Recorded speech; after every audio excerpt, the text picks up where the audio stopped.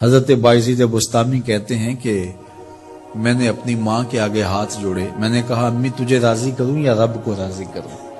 تو اپنے حق مجھے معاف کر دے، اللہ کو میں راضی کر لیتا ہوں۔ ماں نے کہا جاؤ پتر میں اجازت دیتی ہوں۔ گئے جنگلوں میں ذکر و فکر میں لگے رہے، تنہائی میں اس کو یاد کرتے رہے، دن رات ذکر کے چراغ روشن رکھے۔ 12 سال گزر گئے حق کی تلاش میں۔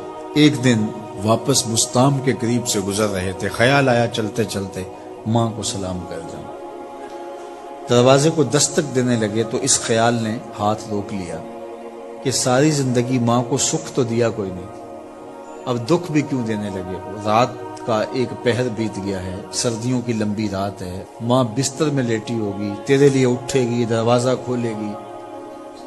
دروازے کے ساتھ ہی لگ کے بیٹھ گئے اور ساری رات کاٹ دی، اس خیال سے کہ ماں کو تکلیف نہ ہو۔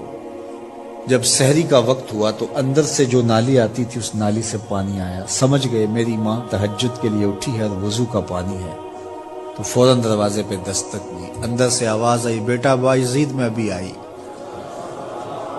مائیں بیٹوں کے دستک کے انداز سے جان لیتی ہیں یہ کس بیٹے کے ہاتھوں کا لمس ہے۔ 12 سال کے بعد آئے، دستک دی، کہا بیٹا بایزید میں ابھی آئی۔ ماں کی تو نگاہیں ہی دروازے پہ رہتی ہیں۔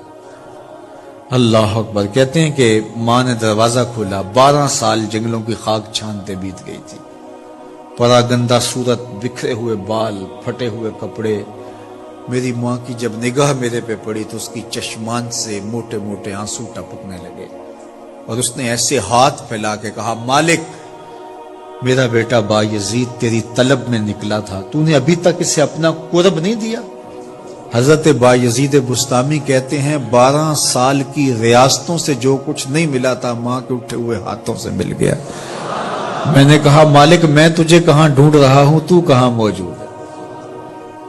تو ماں باپ کی رضا اللہ کی رضا کا دروازہ کھولتی ہے۔